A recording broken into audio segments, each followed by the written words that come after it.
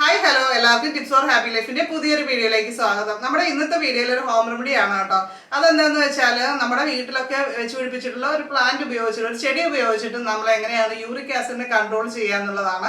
അതേപോലെ നമ്മുടെ ശരീരത്തിൽ പല ഭാഗങ്ങളിലുള്ള നീർക്കെട്ട് കാര്യങ്ങളൊക്കെ ഉണ്ടാവുമല്ലോ, അതിനൊക്കെ നമുക്ക് നല്ലൊരു ആശ്വാസം കിട്ടാനായിട്ട് നമുക്ക് തുടക്കത്തിലെ തന്നെ ഈ ഒരു കാര്യം യൂസ് ചെയ്യാം. അപ്പോൾ അതെങ്ങനെയാണ് ഉപയോഗിക്കേണ്ടത് കാര്യങ്ങളൊക്കെയാണ് നമ്മൾ ഡിസ്കസ് ചെയ്യുന്നത്. നമ്മൾ ഓൾറെഡി നാച്ചുറലായിട്ട് എങ്ങനെയാണ് യൂറിക് ആസിഡിൻ്റെ ലെവൽ അതിൻ്റെ ബുദ്ധിമുട്ടുകളൊക്കെ കുറയ്ക്കുക, അല്ല നീർവീക്കം കാര്യങ്ങളൊക്കെ ഉണ്ടാവുമല്ലോ, അപ്പോൾ അതൊക്കെ എങ്ങനെ കുറയ്ക്കുക എന്ന് നേരത്തെ നമ്മൾ വീഡിയോസ് ഇട്ടിട്ടുണ്ട്. നമ്മുടെ കയ്യിലുള്ളത് ഉപയോഗിച്ചിട്ട് യൂസ് ചെയ്യാൻ വേണ്ടിയിട്ടാണ് നമ്മൾ പല ടിപ്സുകൾ കാണിക്കുന്നത് കേട്ടോ. അപ്പോൾ നമുക്ക് ഒട്ടും സമയം കളയേണ്ട, നേരെ വീഡിയോയിലേക്ക് പോവാം. അപ്പോൾ ആദ്യമായിട്ട് ഈ ചാനൽ കാണുന്നവരൊക്കെ ഒന്ന് സബ്സ്ക്രൈബ് ചെയ്ത് ബെല്ലൈക്കൺ ക്ലിക്ക് ചെയ്ത് വയ്ക്കുക. അപ്പോൾ ഞാൻ അപ്ലോഡ് ചെയ്യുന്ന കൂടുതൽ വീഡിയോസിൻ്റെ നോട്ടിഫിക്കേഷൻ നിങ്ങൾക്ക് കിട്ടും. ഇന്നത്തെ കാലത്ത് പലരെയും അലട്ടുന്ന ഒരു പ്രശ്നമാണ് യൂറിക് ആസിഡ് കൂടി നിൽക്കുക എന്ന് പറയുന്നത്. അപ്പോൾ യൂറിക് ആസിഡ് കൂടിക്കഴിഞ്ഞാൽ അത് കൺട്രോൾ ചെയ്ത് അതിനെ കറക്റ്റ് ചെയ്തില്ലെങ്കിൽ ഗൗട്ടിലേക്ക് മാറാൻ സാധ്യതയുണ്ട്. അതേപോലെ തന്നെ മൂത്രത്തിൽ കല്ല് ഉണ്ടാവാനും സാധ്യതയുണ്ട്. ഇപ്പോൾ യൂറിക് ആസിഡ് ഉള്ളവർ ശ്രദ്ധിക്കേണ്ട ഒരു കാര്യമെന്ന് പറയുന്നത്, നമ്മൾ കരളൊക്കെ കഴിക്കില്ലേ, അതുപോലുള്ള കാര്യങ്ങൾ, ഞണ്ട്, കൊഞ്ച് ഇതുപോലുള്ള കാര്യങ്ങൾ കുറയ്ക്കുക. അത് റെഡ് മീറ്റ്, അതായത് ബീഫ്, താറാവിറച്ചി, പോർക്ക് അങ്ങനെയുള്ള കാര്യങ്ങളൊക്കെ എന്താണെങ്കിലും ഒഴിവാക്കുക തന്നെ ചെയ്യേണ്ട ഒരു കാര്യമാണ്. നമ്മളിപ്പോൾ കണ്ടുകൊണ്ടിരിക്കുന്നത് ആഫ്രിക്കൻ മല്ലി എന്നറിയപ്പെടുന്ന ഔഷധ സസ്യമാണ്. നമ്മൾ പുതിനയ്ക്കൊക്കെ അതുപോലെ തന്നെ സാധാരണ മല്ലിയിലേക്കൊക്കെ പകരമായിട്ട് ഉപയോഗിക്കുന്ന ഒരു ചെടിയാണിത് കേട്ടോ. നന്നായിട്ട് വളരുന്നൊരു പ്ലാന്റ് തന്നെയാണ്. സാധാരണ ജൈവവളങ്ങൾ മാത്രം കൊടുത്താൽ മതി. സാധാരണ മല്ലി വളർത്താനൊക്കെ നമ്മൾ പെടുന്ന പാട് പോലെയൊന്നും പെടേണ്ട ആവശ്യമില്ല. അതിനേക്കാളും വളരെ സിമ്പിളായിട്ട് ഇത് വളർന്നു വരും. അപ്പോൾ ഈ ആഫ്രിക്കൻ മല്ലിയുടെ ഇല ഉപയോഗിച്ചിട്ട് നമുക്ക് യൂറിക് ആസിഡിനെ കൺട്രോൾ ചെയ്യാം. പലർക്കും അങ്ങനെ ഉപയോഗിച്ചിട്ട് നല്ല റിസൾട്ട് ഉണ്ട്. അപ്പോൾ നമുക്ക് ആഫ്രിക്കൻ മല്ലിയുടെ 2 ഇലയാണ് നമുക്ക് ഈ ഒരു റെമഡി തയ്യാറാക്കാനായിട്ട് വേണ്ടത്. അപ്പോൾ ഇത് നിലം പറ്റി വളരുന്ന ഒരു ചെടി ആയതുകൊണ്ട് തന്നെ ഇതിൻ്റെ ഇലകളൊക്കെ പറിച്ചതിന് ശേഷം നമ്മൾ നന്നായിട്ട് കഴുകി വൃത്തിയായിട്ട് തന്നെ എടുക്കണം കേട്ടോ. പൊടിയും കാര്യങ്ങളും ഒന്നും ഉണ്ടാവരുത്. ഞാനിവിടെ ഒരു 8 ഗ്ലാസ് വെള്ളമാണ് എടുത്തിരിക്കുന്നത്. അതായത് നമ്മൾ സാധാരണ എത്ര ഗ്ലാസ് വെള്ളമാണ് കുടിക്കാനായിട്ട് തിളപ്പിക്കുന്നത്, അത്രയും വെള്ളം എടുത്താൽ മതിയാകും. അതിലേക്ക് നമ്മൾ എടുത്തു വെച്ചിരിക്കുന്ന ആഫ്രിക്കൻ മല്ലിയുടെ 2 ഇല ചെറുതായിട്ടൊന്ന് നുറുക്കിയതിന് ശേഷം ഇട്ട് കൊടുക്കുക. ഇതിന് നന്നായിട്ട് തിളച്ച് വരണം. ഈ ആഫ്രിക്കൻ മല്ലിയുടെ ഈ ഒരു ഇല നമ്മൾ സാമ്പാറിലൊക്കെ ചേർത്ത് കഴിഞ്ഞാൽ സാമ്പാറിന് നല്ലൊരു പ്രത്യേക ടേസ്റ്റ് ആയിരിക്കും.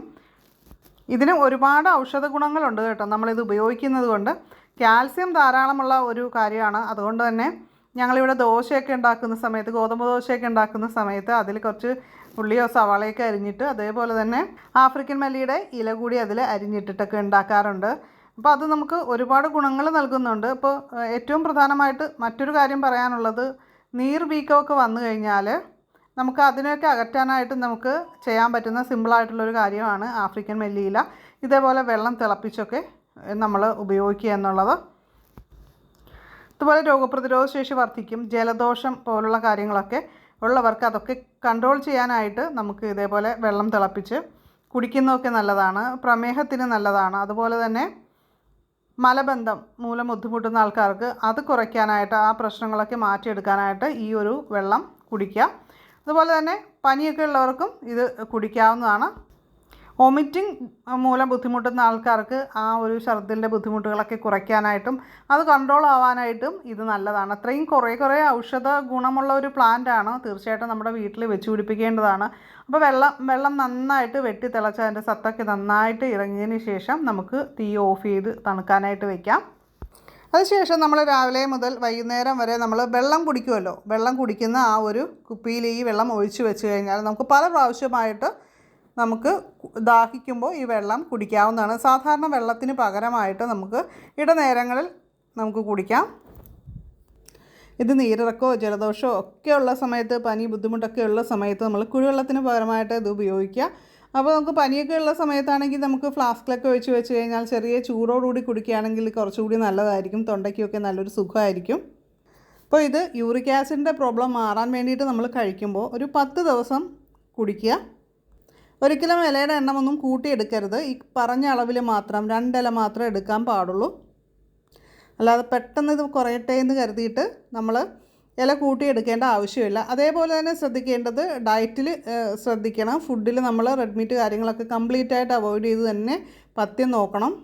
അങ്ങനെ നമ്മൾ ശ്രദ്ധിച്ചു കഴിഞ്ഞാൽ 10 ദിവസം കൊണ്ട് നമ്മുടെ യൂറിക് ആസിഡിൻ്റെ അളവ് കുറഞ്ഞ് നോർമലായി കിട്ടുന്നതാണ്. ഇപ്പോൾ യൂറിക് ആസിഡ് മൂലമുള്ള സന്ധിവേദന കാര്യങ്ങൾക്കൊക്കെ ഈ ഒരു ഔഷധയില ഉപയോഗിച്ചിട്ടുണ്ടാക്കുന്ന ഈ ഒരു പാനീയം നമുക്ക് കുടിക്കാവുന്നതാണ്. അപ്പോൾ ഇന്നത്തെ വീഡിയോ നിങ്ങൾക്ക് ഇഷ്ടമായിട്ടുണ്ടെങ്കിൽ ലൈക്ക് ചെയ്യുക, ഷെയർ ചെയ്യുക. നിങ്ങളുടെ അഭിപ്രായങ്ങൾ, നിങ്ങൾ ചെയ്തിട്ടുള്ള ടിപ്സുകളൊക്കെ ഉണ്ടാവുമല്ലോ, അപ്പോൾ ഉറപ്പായിട്ടും അതൊക്കെ കമൻറ്റ് ചെയ്യാനായിട്ട് മറക്കരുത് കേട്ടോ. അപ്പോൾ നമുക്ക് മറ്റൊരു വീഡിയോയിൽ ഉടൻ തന്നെ വീണ്ടും കാണാം. നന്ദി, നമസ്കാരം.